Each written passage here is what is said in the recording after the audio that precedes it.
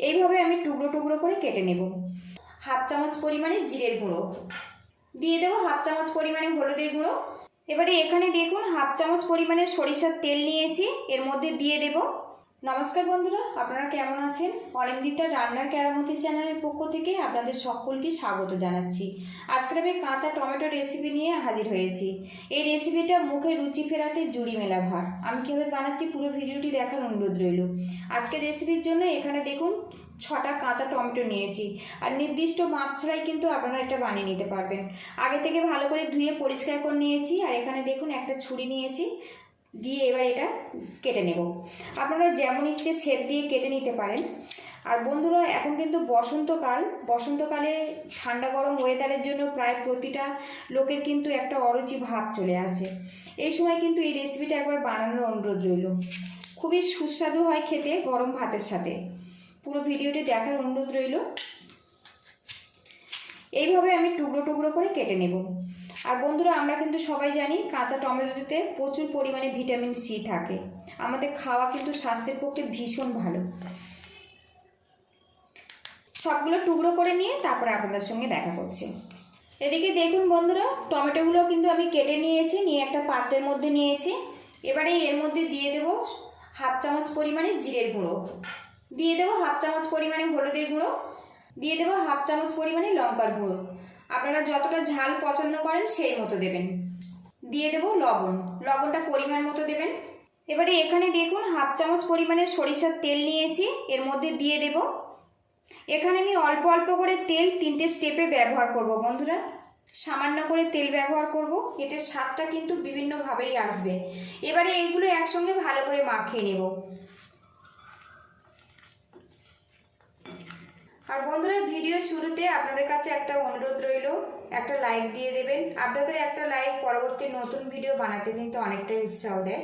আর চ্যানেলে নতুন হয়ে থাকলে চ্যানেলটিকে সাবস্ক্রাইব করে প্লিজ বন্ধুরা একটু সাপোর্ট করবেন। আর রেসিপিটা ভালো লাগলে যতটা সম্ভব শেয়ার করে দেওয়ার অনুরোধ রইল। এদিকে দেখুন বেশ করে মশলাটা দিয়ে মাখিয়ে নিয়েছি। এবার এইভাবে আমি 5 মিনিট রেখে দেব। এদিকে কড়াটা গরম করে নিয়েছি, এর মধ্যে হাফ চামচ পরিমাণে সরিষার তেল দিয়ে দেব। আর বন্ধুরা, আজকে রান্নাটা পুরো সরিষার তেল দিয়ে আমি বানাবো। এবার এর মধ্যে হাফ চামচ কালো জিরে দিয়ে দেব। কালো জিরে ফোড়ন করে নিয়েছি, খুব সুন্দর একটা গন্ধ বেরিয়ে আসছে। এবার এর মধ্যে মশলা মেখে রাখা টমেটো দিয়ে দেব। বেশ কিছুক্ষণ এটা কষিয়ে নেব। টমেটোর যে একটা কাঁচা গন্ধ ওটা চলে যাবে। কিছুক্ষণ কষিয়ে নিয়েছি, একটা পাত্র দিয়ে ঢেকে রাখবো। ঢাকনাটা খুলে নেব। বেশ কিছুক্ষণ নাড়াচাড়া করে নিয়েছি, আবারও ঢেকে রাখবো। এইভাবে কষিয়ে নিলে টমেটোটা কিন্তু খুব সুন্দরভাবে নরম হয়ে যাবে। ঢাকনাটা খুলে নেব। আর এখন দেখুন বন্ধুরা, টমেটো কিন্তু বেশ ভালো মতো কষিয়ে নিয়েছি, তেলটাও বেশ আলাদা হতে শুরু করেছে। এবার এর মধ্যে আমি জল দিয়ে দেব। এই রেসিপিটা কিন্তু মাখা মাখা করে বানাতে হবে, খুব বেশি ঝোল হবে না। খুব ভালো করে আমি কষিয়ে নিয়েছি, এতে টমেটো কিন্তু আমার প্রায় 50% সিদ্ধ হয়ে গেছে। লবণটা এই সময় অবশ্যই চেক করে নেবেন। এর মধ্যে সামান্য চিনি দিয়ে দেব, এতে স্বাদের ব্যালেন্সটা কিন্তু খুব ভালোভাবে আসবে। যেহেতু কাঁচা টমেটো টক ভাব একটু বেশি থাকে। ভালো করে মিক্স করে নিয়েছি। এবার একটা পাত্র দিয়ে ঢেকে রাখবো। এবার ঢাকনাটা খুলে নেব। আর এদিকে দেখুন বন্ধুরা, টমেটোটা কিন্তু বেশ ভালো মতো সিদ্ধ হয়ে গেছে, বেশ সুন্দর মতো কিন্তু নরম হয়ে গেছে। দেখুন একটু হালকা করে ম্যাশ করে নেব, খুব বেশি কিন্তু ম্যাশ করব না। আর এইরকম দেখুন হালকা হালকা ঝোল থাকবে, সেই মতো কিন্তু রেডি করতে হবে, কারণ রান্নার পরে কিন্তু আরও একটু ঘন হয়ে যাবে। সবশেষে এর মধ্যে দিয়ে দেব কালো সর্ষে আর কাঁচা লঙ্কা একসঙ্গে পেস্ট করে নিয়েছি, এর মধ্যে দিয়ে দেব 1.5 চামচ পরিমাণে। আর অবশ্যই কালো সর্ষেটা ব্যবহার করবেন, কালো সর্ষের ঝাঁঝটা একটু বেশি থাকে আর খেতে খুব ভালো লাগে।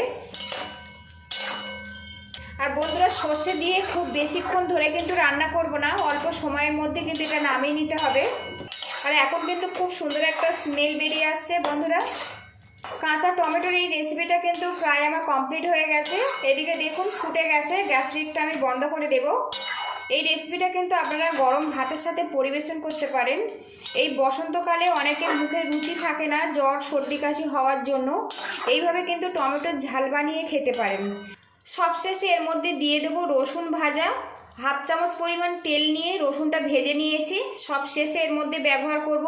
এতে স্মেলটা কিন্তু খুব সুন্দরভাবে থাকে। ভালো করে মিক্স করে নেব। আর বন্ধুরা, আজকে এই রেসিপিটা যদি ভালো লাগে প্লিজ বন্ধুরা লাইক শেয়ার সাবস্ক্রাইব করে একটু পাশে থাকবেন। দুর্দান্ত স্বাদের কাঁচা টমেটোর রেসিপি কিন্তু পুরোপুরি কমপ্লিট হয়ে গেছে বন্ধুরা। পুরো ভিডিওটির সঙ্গে থাকার জন্য অসংখ্য ধন্যবাদ। ভালো থাকবেন, সুস্থ থাকবেন, দেখা হবে নেক্সট ভিডিওতে। তো বন্ধুরা, লুকিংটা দেখুন আর কত সুন্দর মাখা মাখাভাবে তৈরি হয়েছে দেখুন। এইরকম যদি 1 চামচ গরম ভাতে থাকে বন্ধুরা, পুরো ভাতটাই কিন্তু এটা দিয়েই খাওয়া হয়ে যাবে।